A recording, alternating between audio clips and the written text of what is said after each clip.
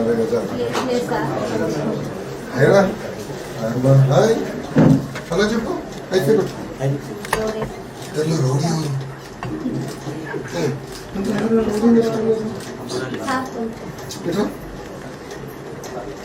పేరేంటమ్మా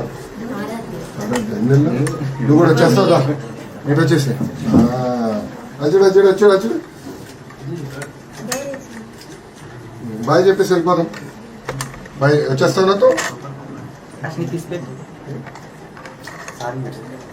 పెడతారా పెట్టా థ్యాంక్ యూ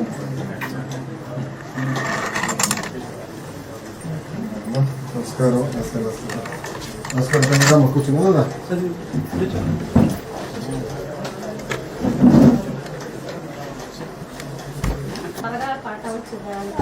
నేను హామీ ఇచ్చేలే కదా తల్లి ఆ రోజు కార్యక్రమం కూడా చెప్పా కదా ఇది సులభంగా చాలా సంతోషంగా ఉందిరా ఇట్రా ఇట్రా నాతో కూర్చోదా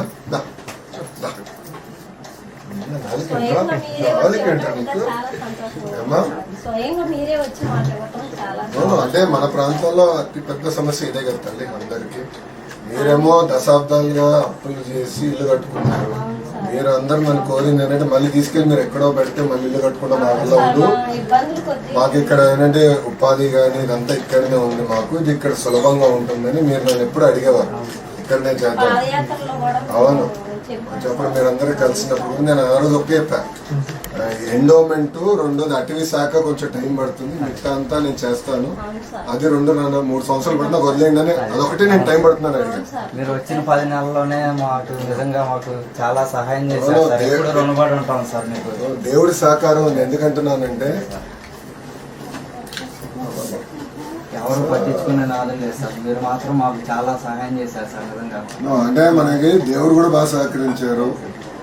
మనకు వచ్చిన మెజారిటీ వల్ల కూడా ఏంటంటే నేను బాబు గారితో పోరాడి చేయగలుగుతున్నాను. క్యాబినెట్ లో కూడా ఇది క్యాబినెట్ వరకు వెళ్ళిందమ్మా.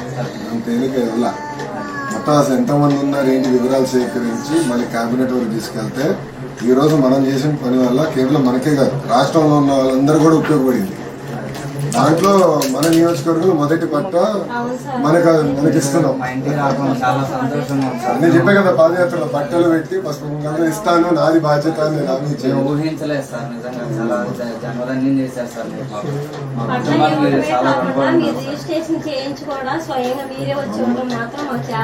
బాధ్యత కదా తల్లి. నేను చెప్పా కదా గౌరవంగా ఇస్తానని చెప్పా. మీకు గుర్తుందా లేదు ఆ రోజు మీటింగ్ లో చెప్పా. మీటింగ్